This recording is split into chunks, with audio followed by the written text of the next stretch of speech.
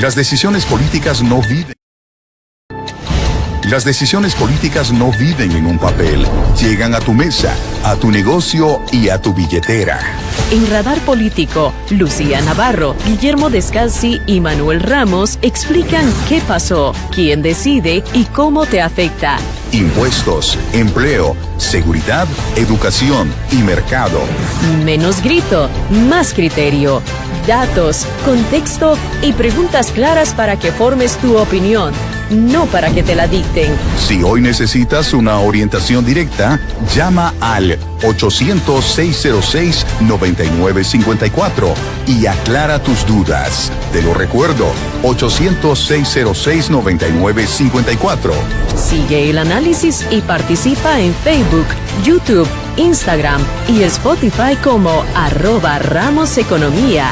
Radar Político. Entender primero para decidir mejor.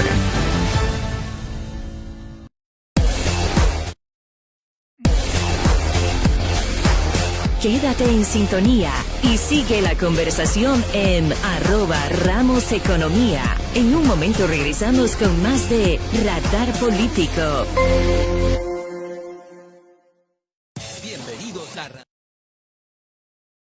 Bienvenidos a Radar Político, su fuente de análisis profundo en el ámbito político, con los expertos Manuel Ramos, Lucía Navarro y Guillermo Descalzi. Profundice las corrientes y tendencias que definen la actualidad política. Manténgase informado del panorama político con claridad. Ahora comienza Radar Político.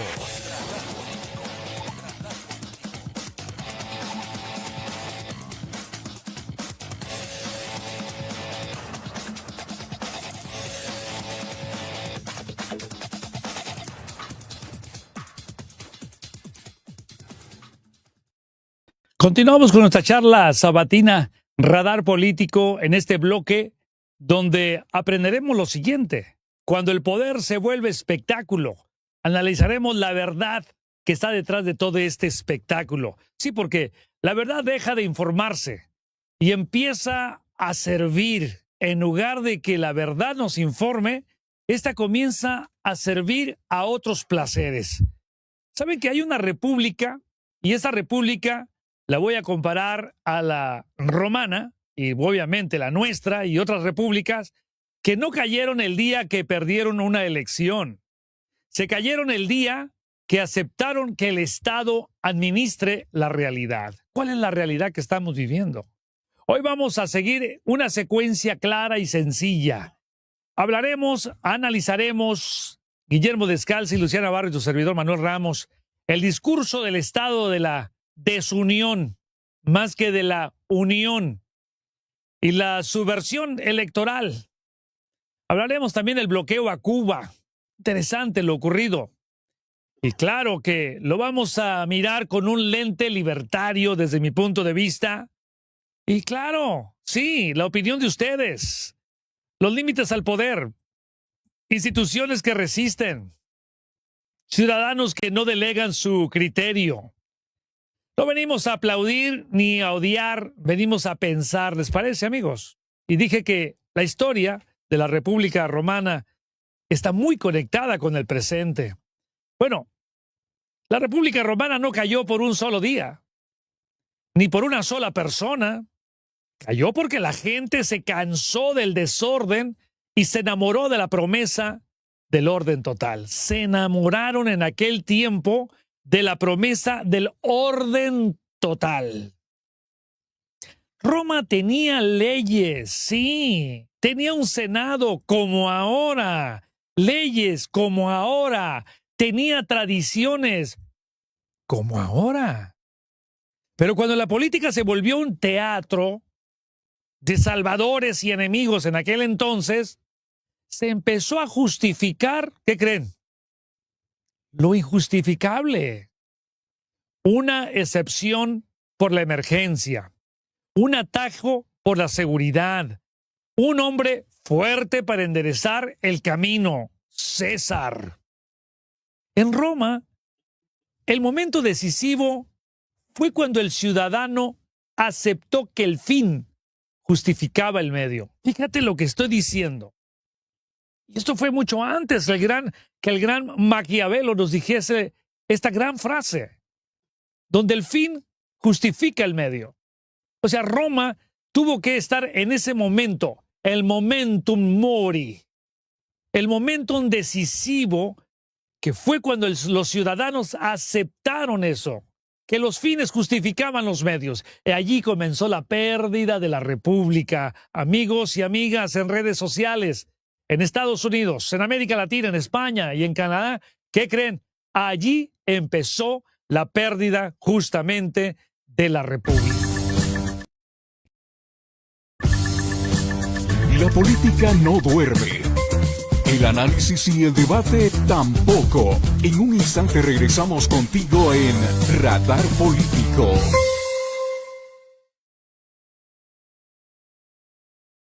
Ok, tenemos algunas fallas aquí, pero lo interesante es eso.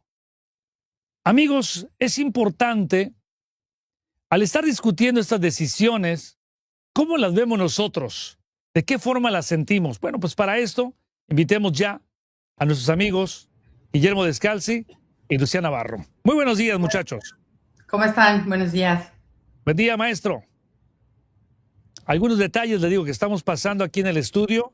No escuchamos al maestro, pero bueno, mientras él arregla su audio, nosotros continuamos con la plática. Lucía Navarro, dame tu opinión al respecto de lo que estamos viviendo en este momento. Adelante, te escuchamos. Antes de meternos en el tema del discurso del Estado de la Unión, hay que decir que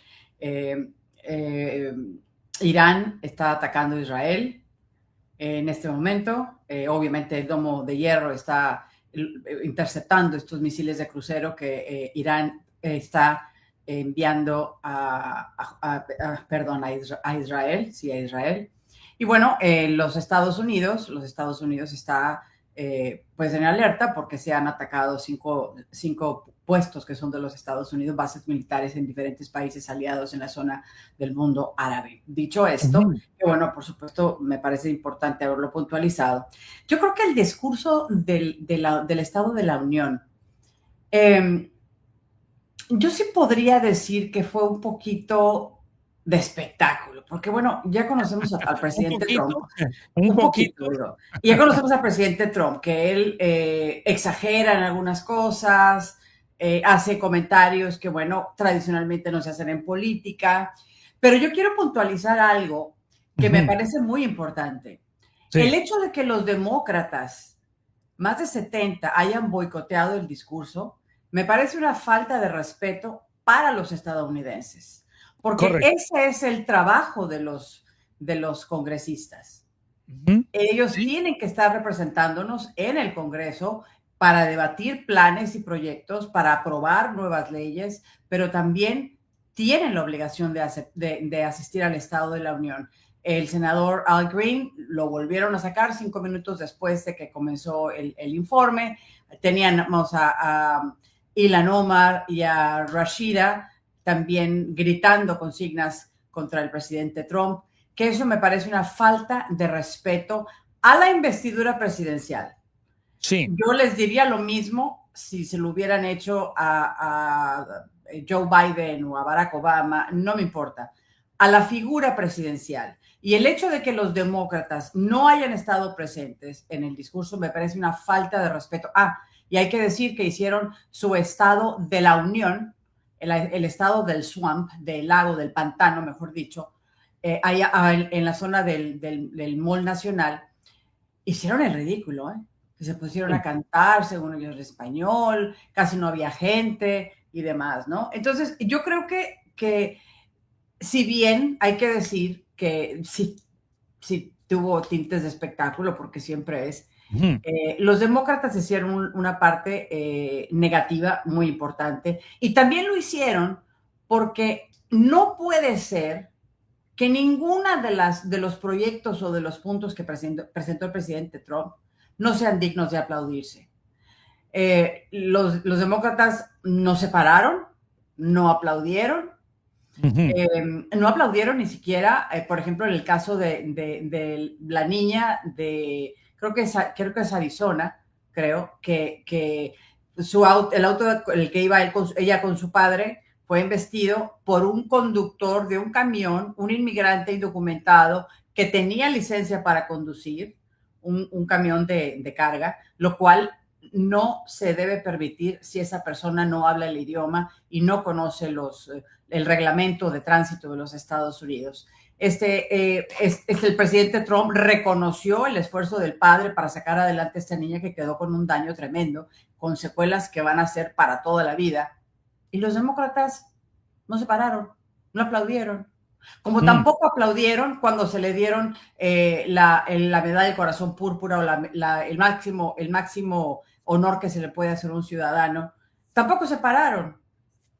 Ni siquiera por un rescatista que ayudó no nada más a la niña que tenía a un lado a que saliera con vida de la inundación provocada por el desborde del río Guadalupe en Texas. Él rescató a muchas otras personas. Entonces, ni siquiera se pararon. Entonces, me parece a mí, perdóname, Manuel, sí, que es una enorme falta de respeto, una enorme falta de compasión, de empatía por las desgracias por las que están atravesando algunas familias a raíz de esos casos que mencionó el presidente. Y creo que de verdad los demócratas deberían de preguntarse si están haciendo lo que deben de hacer, ¿no? Al apoyar a esos legisladores que no fueron a hacer su trabajo, que lo único que hicieron fue ir a protestar, que eso a mí me parece que fue bastante mal, que tienen derecho a protestar, pero no en el discurso del Estado de la Unión, ni para hacerle competencia al Estado de la Unión, porque la verdad es que hicieron el ridículo. Ahora, por otro lado, vemos que en tiempos anteriores, con otras presidencias, de lo contrario, hemos visto lo mismo. Para mí es el teatro de la política. O sea, en el estado moderno que estamos viviendo, ahora ya no necesita la censura total. Le basta con saturarse de narrativas, si tú bien lo viste, porque si bien es cierto lo que tú mencionas con relación a todos estos casos que se presentaron y que han sido muchos casos más que en otros discursos y que desde la época de Reagan no se habían dado tantas historias para tocar el corazón de los votantes, porque para mí lo veo de un ángulo de tocar el corazón, las fibras de los votantes, porque viene noviembre y obviamente entramos en la parte populista. Maestro de maestros, muy buenos días, ahora sí espero escucharle. Muy buenos días. Disculpa, yo quisiera decir que el Estado de la Unión tuvo una gran omisión. No se refirió para nada a Irán. Y esa fue la sorpresa que se desató el día de hoy. Y si te parece, quisiera empezar un poquito por la sorpresa que se desató el día de hoy. ¿Te parece? Adelante, adelante. Muy bien. Pues a las 10 de la noche, hora del este, en Los Ángeles, empezamos a bombardear, un bombardeo masivo en Irán. La hora aquí en Washington era las 1 de la mañana en Washington. Era el amanecer allá en Irán. Hemos empezado a hacer lo que decía Trump que no iba a hacer. Trump prometió cuando hizo su campaña que no se iba a meter a una guerra para cambiar de gobierno a otro país. Change of regime, que no iba a tratar de cambiar el régimen. Pues eso es precisamente lo que ahora él dice que estamos haciendo en Irán. No lo digo yo, lo dice él. Estamos bombardeando Irán, el mayor bombardeo que hemos tenido en lo que va del siglo. Y continúan las oleadas, oleada tras oleada tras oleada, y lo estamos convirtiendo en una guerra regional. El objetivo de esto es el cambio de régimen, pero nosotros lo que queremos, según el señor Trump, si lo interpreto correctamente, no es efectuar el cambio de régimen nosotros mismos. Lo que queremos es destruir al régimen con bombas para que el pueblo de Irán se alce y cambie el régimen. Esa es la estrategia. O sea, no vamos a poner botas en Irán, lo que vamos a hacer es esperar que el pueblo de Irán se levante y arrase con el régimen mientras nosotros continuemos bombardeando desde el aire. Yo te diría que esta es una estrategia muy peligrosa porque no contempla una manera de salir, un exit strategy, no hay una estrategia de salida. ¿Cómo nos vamos a retirar de eso?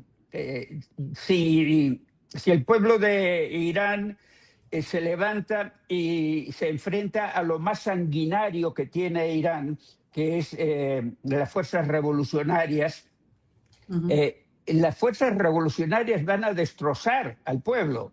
En las últimas manifestaciones mataron, el estimado es entre 30 y 37 mil protestantes, manifestantes. Si eso hicieron en la última manifestación, ¿qué van a hacer ahora con la guerra? Si se alza el pueblo, el ejército revolucionario, la guardia revolucionaria se llama, va a responder con todo lo que tiene. Es posible que nos hayamos metido en camisa de 11 varas, o sea, demasiado larga para nosotros. Wow. Interesante, ¿no? Que lo que había dicho el presidente que no haría es lo que hace, y esas son las incongruencias o las decisiones que se toman desde la cúpula del poder, y que, como bien lo dices, dijo que nuestro objetivo es defender al pueblo estadounidense eliminando las amenazas inminentes del régimen iraní. Un grupo vicioso de gente muy dura y terrible, dijo Trump, con su gorra de béisbol blanca en el logotipo de Estados Unidos. Habló desde un atril frente a una bandera estadounidense y otra con el sello presidencial, presumiblemente en la finca de Mar-a-Lago, en Florida. Es lo que da a conocer esta mañana Bloomberg en lo que estás comentando, Guillermo. Así fue, exactamente fue así, de esa manera. Ya todo esto estaba, por supuesto, planeado de antemano, ¿no? Esto no se dio ahora. Es un ataque en coordinación con Israel y los Estados Unidos. Lo que me preocupa es que el presidente Trump está diciendo que esta va a ser una campaña prolongada. Esto no es un ir y venir como en Venezuela. Esto es ir y quedarse ahí bombardeando hasta que el pueblo pueda surgir y traer abajo el régimen de los ayatolas. Y si no pasa eso, ¿qué hacemos? Esa es una estrategia en la cual estamos dependiendo de una esperanza, la esperanza de que el pueblo se levante y la Guardia Republicana no los masacre. Eso es peligroso. Wow. En el fondo, cuando uno se mete en guerra, es uno el que tiene que salirse de la guerra. No nos van a sacar los del pueblo de Irán porque ellos hicieron lo que nosotros queríamos que hagan. Es uno el que tiene que hacer eso.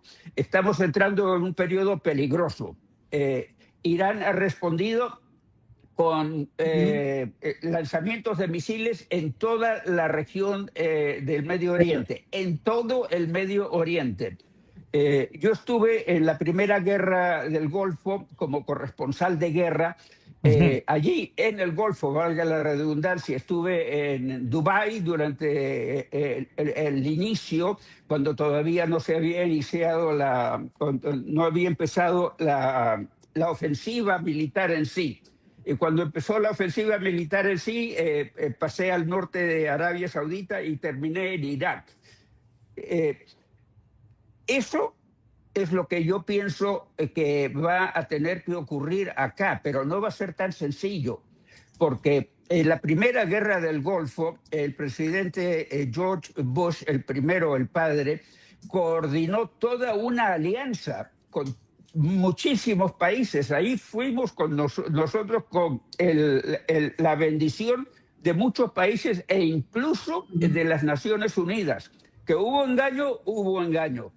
Se dijo que Saddam Hussein estaba preparando armas de destrucción masiva, que no las tenía, fue un invento. Y sobre ese invento nos metimos a Irak y nos quedamos allí estancados.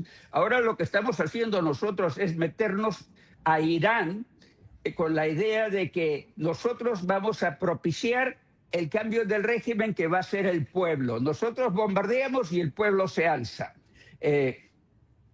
No sé qué te parezca a ti, pero no se debe entrar a la guerra con ilusiones, se debe entrar a la guerra con tácticas y estrategias definidas. Sin duda.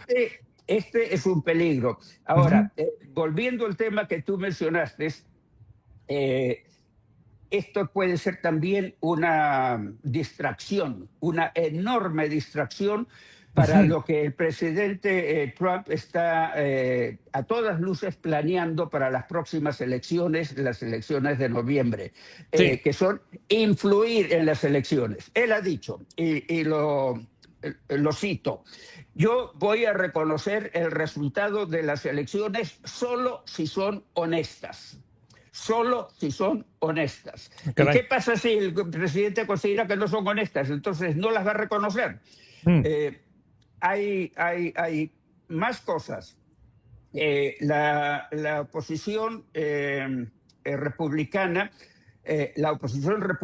a una presunta victoria demócrata puede incluso recurrir a una estratagema constitucional. La Constitución otorga a la Cámara de Representantes la facultad de no juramentar a los recién electos cuando son electos por primera vez. Existe la posibilidad, que se ha alzado, de que la Cámara de Representantes rehúse sentar a los recién electos que son demócratas, si es que los demócratas van a obtener una mayoría, porque allí se juega el resultado de la administración Trump. La administración Trump o gana acá en las elecciones de noviembre o se terminó todo este aparato en el cual tiene carta libre para hacer lo que quiera. Si los demócratas entran a liderar la Cámara de Representantes, y tal parece que tienen toda la oportunidad de hacerlo, entonces van a ser una oposición real y efectiva. Mientras tanto, volviendo al tema de hoy, el tema de Irán, todos se han plegado al presidente Trump, y yo aplaudo eso. ¿Sabes? En la guerra no queda otra cosa que decir, señor, aquí estoy. Es que estamos ahí ya, no podemos decir que no lo vamos a estar ni vamos a apoyar, esa es una realidad. Ahora, regresando al primer acto en el discurso como un espectáculo que analizamos con Lucía, un buen show, dicen por allí, grandes frases, aplausos, frases redondas y poca realidad verificable. Por otro lado, Lucía, para mí la política como entretenimiento no busca convencer a los votantes con argumentos, busca mantener emocionalmente amarrado, ¿no? O sea, hay una euforia cuando te conviene, indignación cuando te sirve, y yo creo que aquí todos estos casos que mencionabas al principio, pues son una forma de apelar a los sentimientos de los votantes. Y vamos a analizar esto un poquito más adelante. Denme nada más chance de ir a una pequeñísima pausa y regreso con ambos. La política no duerme. El análisis y el debate tampoco. En un instante regresamos contigo en Radar Político. Amigos de Radar Político, les insto a que se suscriban a nuestra conferencia próximo sábado 7 de marzo, 11:30 de la mañana, después del Radar Político. Estaremos hablando sobre cómo aprovechar estos mercados que se ponen muy volátiles con estas situaciones de geopolítica, nuestra política interna y la volatilidad que es amiga de los inversionistas. Vamos a sacarle provecho. Llamen al 1-800-606-9954 en pantalla, el teléfono 1-800-606-9954. Las decisiones políticas no viven en un papel, llegan a tu mesa, a tu negocio y a tu billetera. En Radar Político, Lucía Navarro, Guillermo Descalzi y Manuel Ramos explican qué pasó, quién decide y cómo te afecta. Impuestos, empleo, seguridad, educación y mercado. Menos grito, más criterio. Datos, contexto y preguntas claras para que formes tu opinión, no para que te la dicten. Si hoy necesitas una orientación directa, llama al 800-606-9954 y aclara tus dudas. Te lo recuerdo, 800-606-9954. Sigue el análisis y participa en Facebook, YouTube, Instagram y Spotify como @RamosEconomía. Radar Político. Entender primero para decidir mejor. Bueno, regresando a nuestra plática y este show, este teatro de cómo se le ha tildado, yo lo que pude ver, Lucía, fue varias técnicas muy viejas de presidentes anteriores y bueno, ahora con el espectáculo que tiene el showman de nuestro presidente, ¿no? Y no lo digo con falta de respeto, simplemente porque así se sintió y no somos los únicos. Al decir el presidente que vivimos una edad de oro, quiero que me expliquen esa. Y la otra, cuando dijo también, heredé una nación en crisis. Dame tu opinión, Lucía. Pues claro que la nación estaba en crisis, ¿no? Con la tremenda inflación que tuvimos en la administración pasada, que llegó a superar el 9%, que es terriblemente alta. La administración Trump ha bajado esa inflación. Yo quiero decir algo que me parece muy importante, y lo digo no como conservadora, sino que lo digo como ciudadana de este país. La obligación de un presidente es velar por la seguridad y los intereses de los ciudadanos y residentes legales del país. Esa es la obligación de un presidente. Y los demócratas ni siquiera aplaudieron esa. Entonces, a mí me da la impresión que más se pusieron del lado de los indocumentados, que dicho sea de paso, y se los he dicho aquí, yo no tengo problema con que haya personas indocumentadas. Ojalá que todo el mundo tuviera la posibilidad de estar aquí de manera legal, como lo estamos nosotros. Pero lamentablemente no es así. Y lo que ha sucedido es que la administración está intentando sacar del país a los criminales precisamente en aras de cuidar la seguridad de los residentes legales y los ciudadanos de los Estados Unidos. Está entendido eso, pero quiero regresar un poco a lo que pregunté. ¿Cómo está eso de que vivimos una edad de oro y heredar una nación en crisis? Dijiste por la tremenda inflación, pero la inflación no fue creada por Biden. La inflación no fue creada ni siquiera por Trump, aunque en su primera administración ha sido la administración que más inflación ha impreso en la historia de los Estados Unidos. Estamos hablando que entre ambas administraciones se imprimieron más de 9.1 trillón de dólares estadounidenses. Eso es inflación. O sea, eso no vino de Biden. Eso no vino ni siquiera al 100% de Trump, ni de Barack Obama, ni de Bush.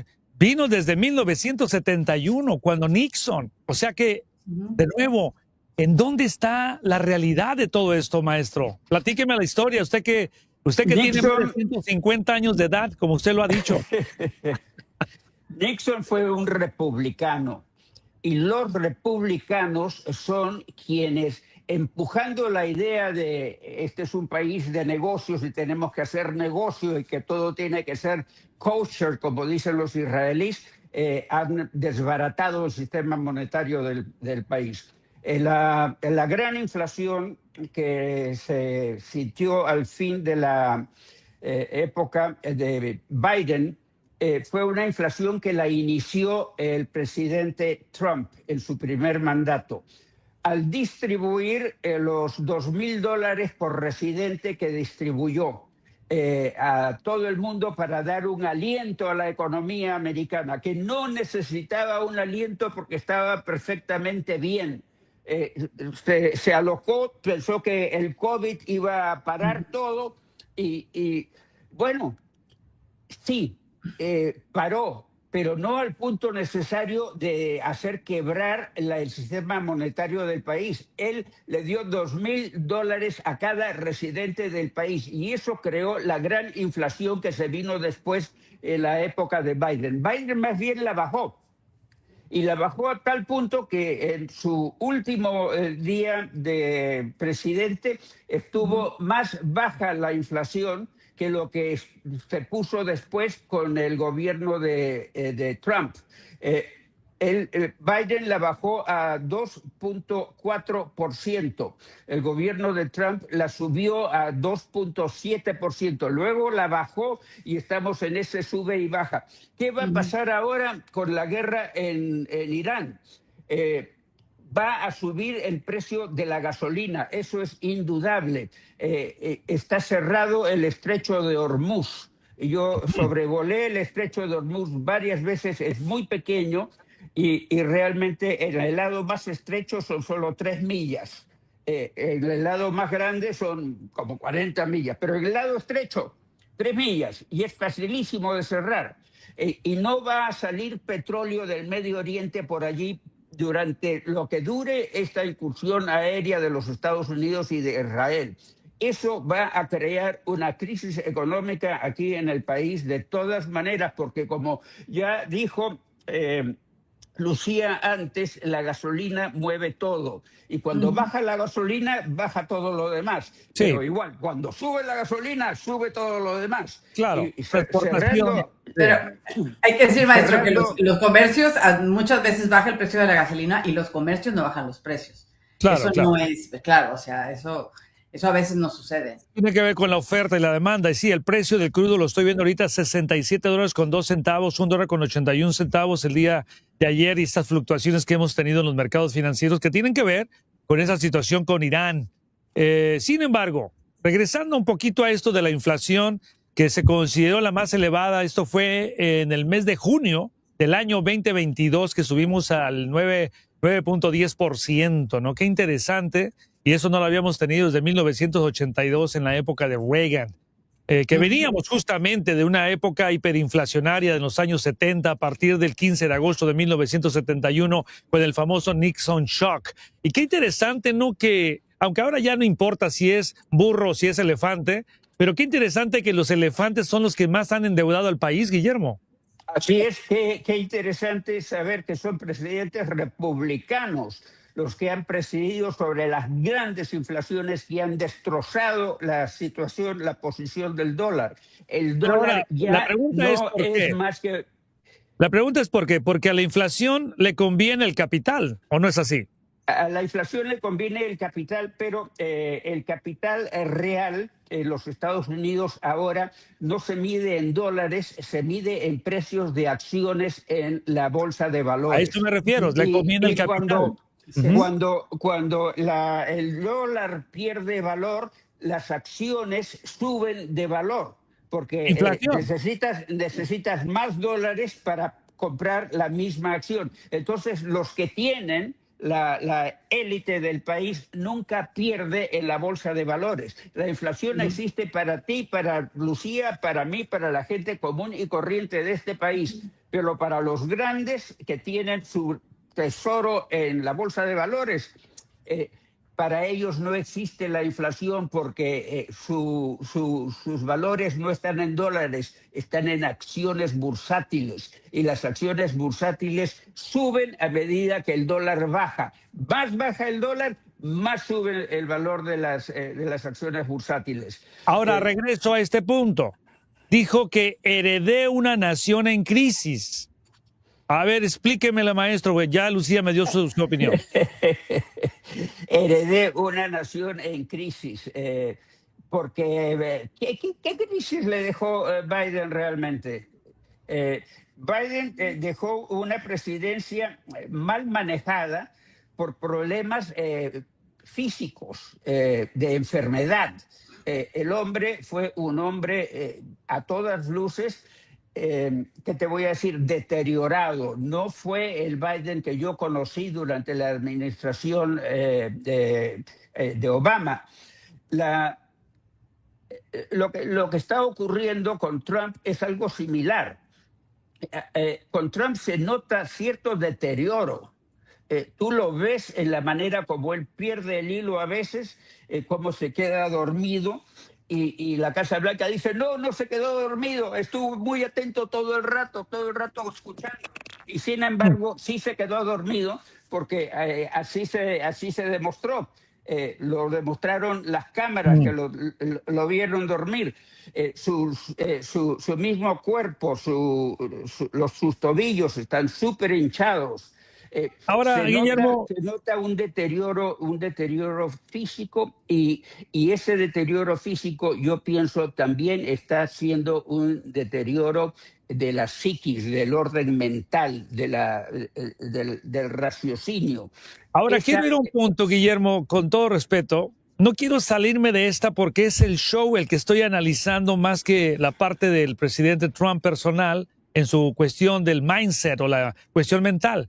Yo lo que estoy viendo aquí son contradicciones que bien utilizadas para poder manipular y apelar a los sentimientos de los votantes, porque esa contradicción que vivimos un tiempo de oro contra recibir una nación en crisis, oye, eso mantiene a las emociones y las manipulan muy fácil, o sea, el orgullo, el agravio, ¿sí? Y luego viene el lenguaje grandilocuente que usa el presidente que simplifica temas complejos y lo pone muy sencillo. Lucía, dame tu opinión en esto.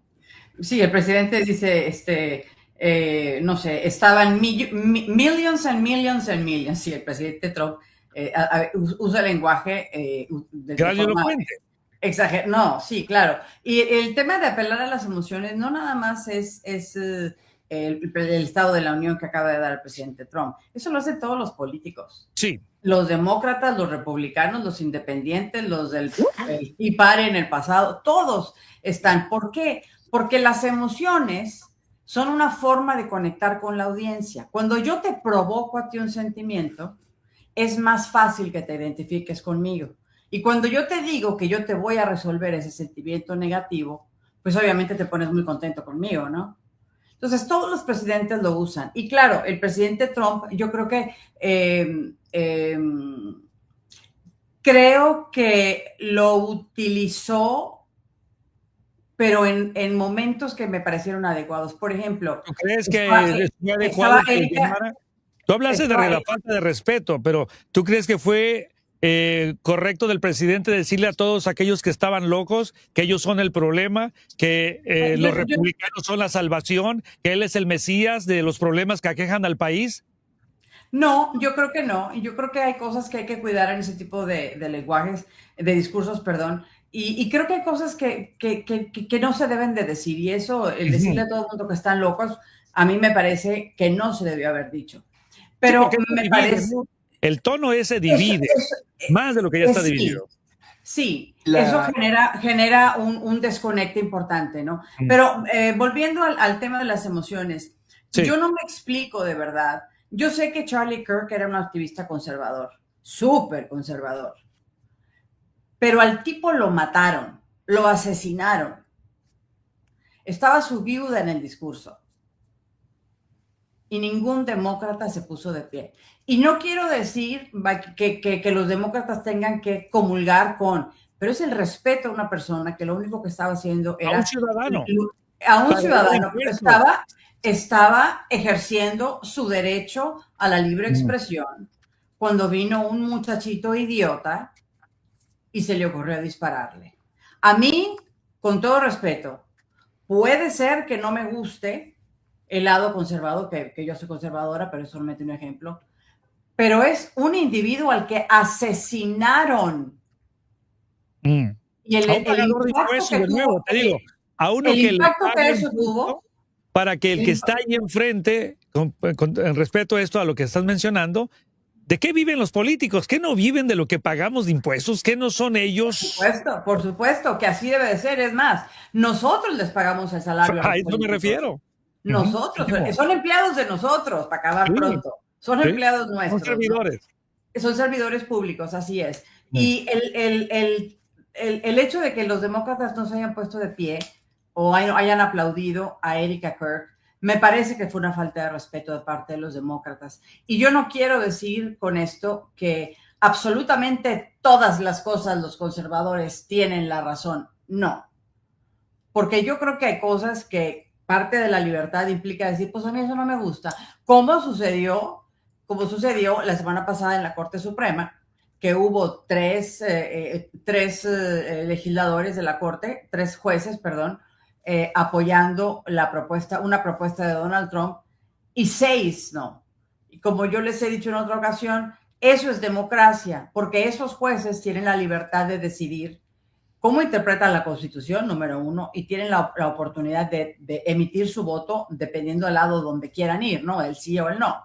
Entonces, ahí se demuestra que sí hubo una democracia con la decisión que se tomó en la Corte Suprema, ¿no?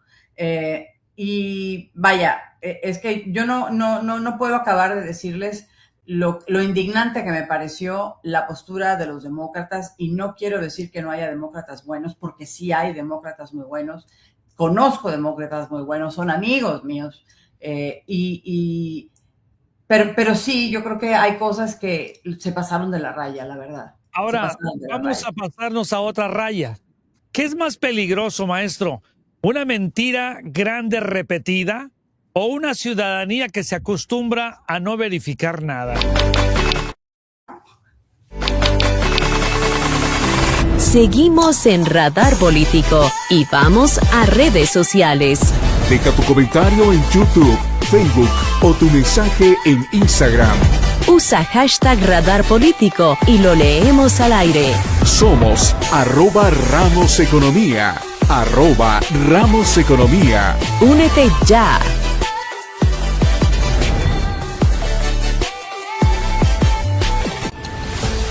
Esto fue Radar Político. Cierra por hoy con Lucía. Las decisiones políticas no viven en un papel, llegan a tu mesa, a tu negocio y a tu billetera. En Radar Político, Lucía Navarro, Guillermo Descalzi y Manuel Ramos explican qué pasó, quién decide y cómo te afecta. Impuestos, empleo, seguridad, educación y mercado. Menos grito, más criterio. Datos, contexto y preguntas claras para que formes tu opinión, no para que te la dicten. Si hoy necesitas una orientación directa, llama al 800-606-9954 y aclara tus dudas. Te lo recuerdo, 800-606-9954. Sigue el análisis y participa en Facebook, YouTube, Instagram y Spotify como @RamosEconomía. Radar Político. Entender primero para decidir mejor.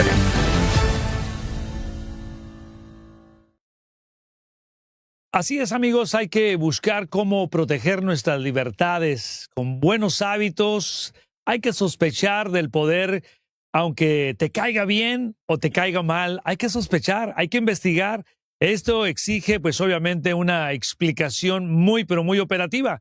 ¿Cómo funciona? ¿Quién paga qué? ¿Quién gana? ¿Qué institución queda debilitada? Etcétera, etcétera. Sin embargo, hay que platicar un poco ahora con Lucía Navarro y el maestro Descalzi acerca de la subversión electoral, que ya le dimos un pequeño de tinte la semana pasada, el día de hoy también. Cuando el poder quiere administrar la elección, ¿verdad? ¿Cuál es la opinión que ustedes tienen? Envíanosla, participa, coordina con los demás. Y además hay debate, hay análisis y hay una narrativa. Y no te olvides, próximo sábado, el 1-800-606-9954 es el teléfono para que llames, te registres a nuestra conferencia. Va a estar buenísima, además de que estaremos sorteando mi pluma personal y los libros de mi gran amigo Andrés Gutiérrez. Estaremos dando 10 de cada uno de ellos y las mochilas con varios regalitos que nos ha dado la gestora de Nest Yield. No te lo puedes perder. Aprendamos, saquémosle provecho al mercado financiero y a lo que estamos hablando el día de hoy. Sobre todo en la democracia financiera. La democracia financiera es lo que estamos protegiendo el día de hoy. La política no duerme. El análisis y el debate tampoco. En un instante regresamos contigo en Radar Político. A ver, maestro, platiquemos un poquito de ese tema. ¿Sabes lo que dijo el presidente Trump? Dijo, las elecciones venideras, las de noviembre, las voy a reconocer si es que ganamos, no si es que perdemos. Porque la única manera que tienen los demócratas de ganar es haciendo trampa. Entonces, ¿qué va a hacer Trump si no va a reconocer los resultados de la elección si es que pierden? va a crear un caos aquí dentro del país. Ahora, hablando de Otro falta más, de ¿no? respeto, Otro más. otro más, por supuesto, la falta de respeto del presidente Trump a los demócratas en el Estado de la Unión fue manifiesto. Él los acusó de ser locos, una manga de locos. Y no solo eso, él había acusado antes a los jueces de la Corte Suprema que votaron en contra de su capacidad para implementar los aranceles. Él los insultó y esos jueces no fueron, no asistieron. El presidente ha tenido muchas ocasiones en las cuales ha faltado el respeto, pero yo diría que fue en todo el discurso el que lo faltó porque no tuvo nada serio que decir. Todo fue show, fue un show, salió humo, salieron estrellitas y luego todo el mundo aplaudía. Una línea, aplauso, otra línea, aplauso, otra línea, aplauso. ¿Verdad? Algo real que decir, no tuvo nada real que decir. Dice Lucía que los demócratas fueron malcriados porque algunos de ellos no asistieron. Yo recuerdo que en el primer discurso de la Unión del presidente Obama fue una republicana la que le gritó "You lie, usted está mintiendo". Oye, no sé si ustedes recuerdan eso, pero el Congreso entero se quedó en silencio. ¿Cómo le va a decir un republicano a un demócrata que es un mentiroso? Lo que le dijo Ilhan Omar al presidente Biden en esta ocasión, al presidente Trump, discúlpame, es la vejez. Viejos los cerros, maestro, y todavía se ponen verdes. Sí, lo que le dijo Ilhan Omar fue en respuesta a lo que Trump había dicho mira, la representante que insultó al presidente Obama fue mucho más soez que lo que fue Ilhan Omar en cualquier instante. Lo que dijo Ilhan Omar es que también habían matado a ciudadanos estadounidenses. El presidente Trump implicó que todo el daño que estaba siendo causado ahí era por indocumentados. Mira, la verdad es que más daño han causado moral, emocional y físico los agentes de ICE, llegando al punto de matar a 2 ciudadanos estadounidenses. Previamente habían matado a otro ciudadano estadounidense. Y no existe confirmación, pero se sabe que han habido muchas muertes de detenidos en prisión que no han sido examinadas. Lo que está ocurriendo realmente es una campaña de amedrentamiento a los indocumentados para que se vayan solitos, y está funcionando. Han habido 600.000 indocumentados deportados, pero con los 600.000 indocumentados deportados se han autodeportado 2.200.000, o sea, el triple, el cuádruple.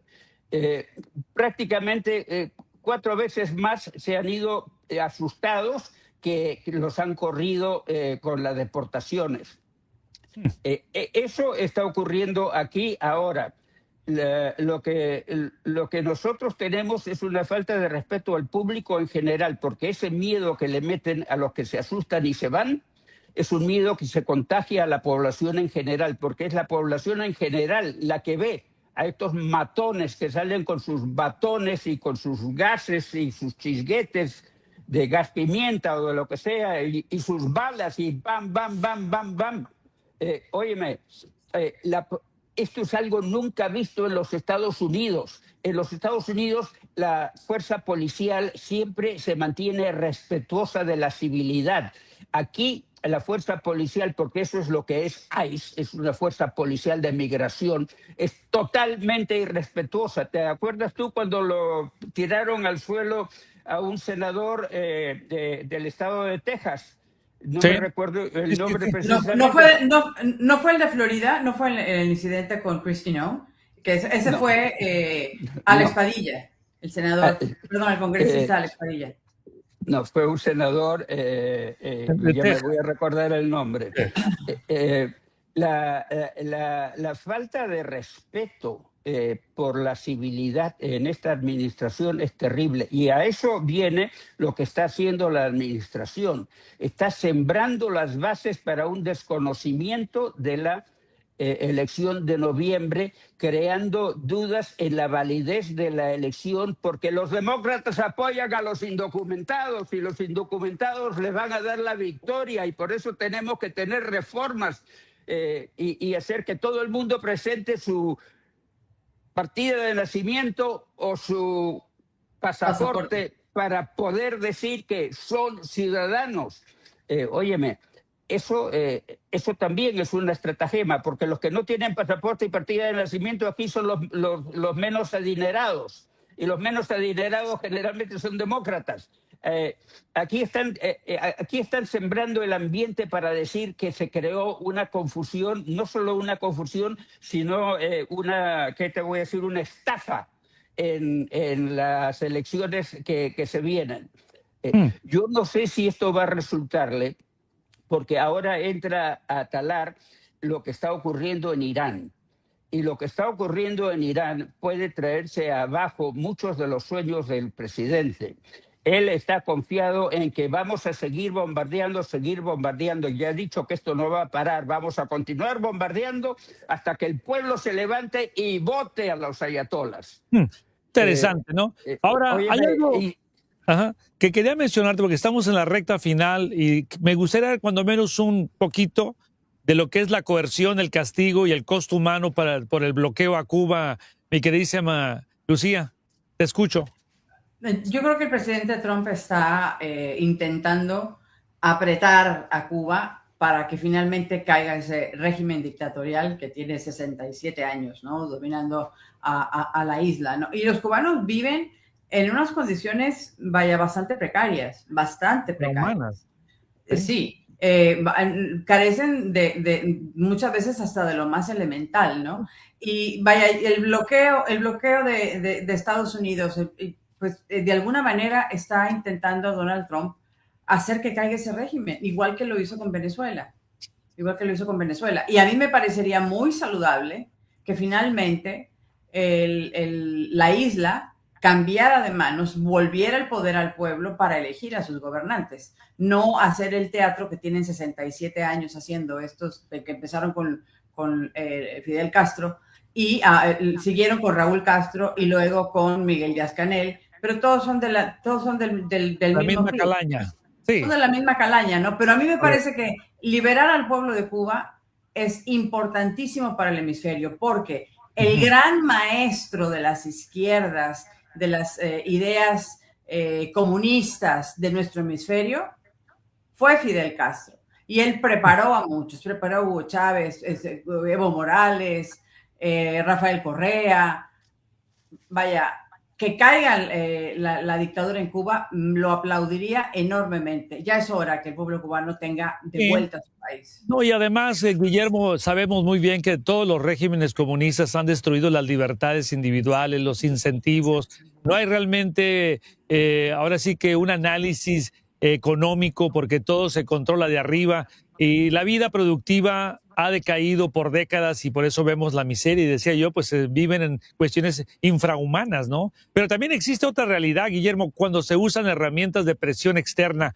Y estoy hablando ahorita de las élites de poder, que si bien es cierto queremos libertad, libertad, libertad, ¿qué es lo que está detrás de todo esto, mi queridísimo Guillermo? Porque aquí no estamos hablando de que es petróleo lo que está detrás de Cuba, sino más bien lo que Cuba necesita es petróleo.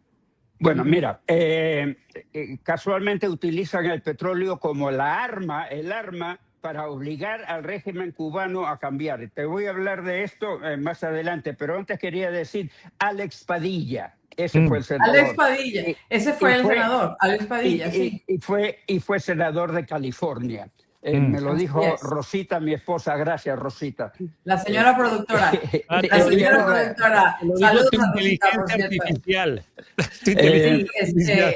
no, pero aquí la inteligencia de Rosita no es artificial, ¿eh? Es No. bien inteligente. Claro, Rosita. claro. Así es. Sí, Adelante, fue el Guillermo. senador Alex Padilla, efectivamente. Estamos, Guillermo, tu opinión. estamos entrando a Irán con la misma estrategia que estamos tratando de implementar en Cuba y que ya implementamos en Venezuela. En Venezuela entramos y dejamos que salga la señorita Delcy Rodríguez a ser ella la presidenta, que no es presidenta, es dictadora.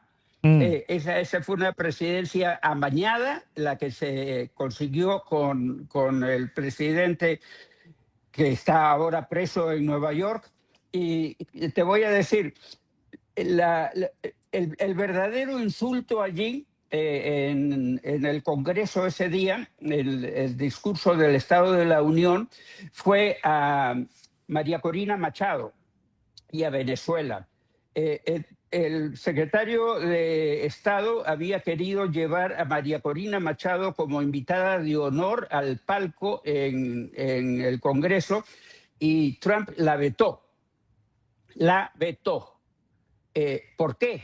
Trump quiere a Delcy, la quiere. ¿Por qué? No tengo idea, pero la quiere porque yo pienso porque es compliant, como dice en inglés. Ella se presta a hacer lo que se quiere, lo que quiere. Tú me dices que salte, yo salto. Y ella está saltando. Lo mismo piensan hacer en Cuba y les va a resultar bien. Yo aplaudo a la estrategia de Marco Rubio, porque esto es de Marco Rubio. Él está privando al pueblo de Cuba del petróleo que se necesita para todo, y el pueblo de Cuba está con la soga al cuello. Realmente no tiene que comer. El salario promedio en Cuba ha sido de $15 al mes. $15 al mes. Ahora ni siquiera están recibiendo esos $15 al mes. Las calles huelen a basura porque no hay gasolina para los carros de basura. El crimen está por todos lados porque los policías tampoco pueden movilizarse. La situación es caótica. Pero lo que se quiere es que los cubanos cambien por sí mismos. Y lo que estamos haciendo es muy inteligente. Estamos teniendo unas conversaciones con el nieto de Raúl Castro, Raúl Guillermo Rodríguez Castro, conversaciones que estamos manteniendo en la Ciudad de México, y con la idea de que el régimen de Díaz-Canel haga lo mismo que ha hecho el régimen de China. El régimen de China ha prostituido su comunismo, volviéndose capitalista y todavía se llama comunista. Entonces lo que es el régimen de China es un régimen comutalista, comunista capitalista, el comutalismo chino. Eso es lo que se quiere en Cuba, que el régimen de Cuba se convierta en un régimen comutalista. Esa es la idea que dan, la idea que otorgan para cómo salir de la situación en Cuba ahora. Están conversando con Díaz-Canel para que permita la inversión en Cuba, para que permita la creación de la industria privada en Cuba. Y no les va a quedar otra que aceptar, porque Estados Unidos no les va a dejar entrar una gota de petróleo y el pueblo se está muriendo de hambre. Dirán que esta es una crueldad de los Estados Unidos. Yo digo que la crueldad es la crueldad del comunismo. Claro. Y ha llevado a una isla que era la perla del Caribe a una situación tan denigrante que ahora Haití tiene un índice de vida mejor que el de Cuba. ¡Fua! ¿Tú te imaginas eso? ¡Qué detalle! Bueno, chicos, hemos llegado a la recta final en todo esto. No terminaríamos y hay un sábado más, primero Dios. Estaremos juntos los tres y nuestros amigos también en redes sociales. Y hoy recorrimos varias escenas, ¿verdad? En un mismo mapa. Quisiéramos a veces tener más tiempo. La realidad es que el poder como show donde la narrativa intenta reemplazar la realidad, hay que ponerle atención. Y lo poquito que hablamos de Cuba, donde la coerción interna o externa nos obliga a pensar quién paga ese costo humano del que estaba descifrando y poniendo en contexto el maestro Descalzi.